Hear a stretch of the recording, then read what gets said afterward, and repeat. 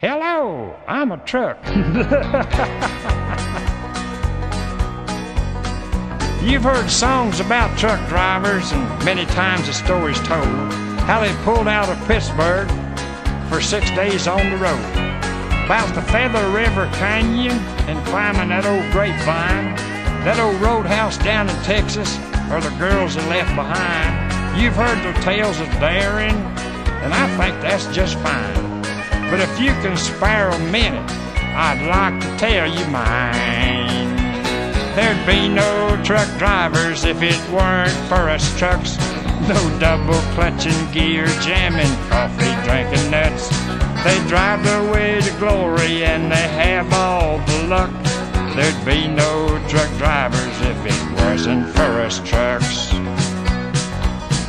Now Larry sits in a cafe drinking coffee and telling lies, more than probably telling Bale that hill we topped 10 miles back.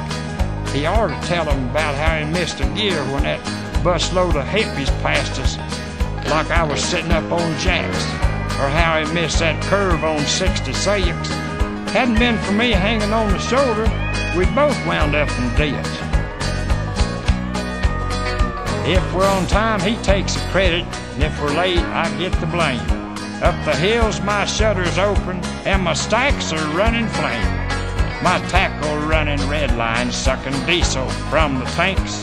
I'd take him south and bring him back without a word of thanks. Well, now you've heard my story, and I guess it's my tough luck. There'd be no truck drivers if it weren't for us trucks.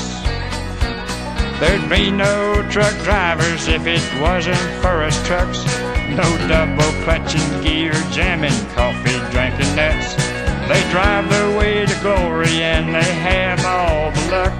There'd be no truck drivers if it wasn't for us trucks. Look at him sipping coffee and flirting with a waitress.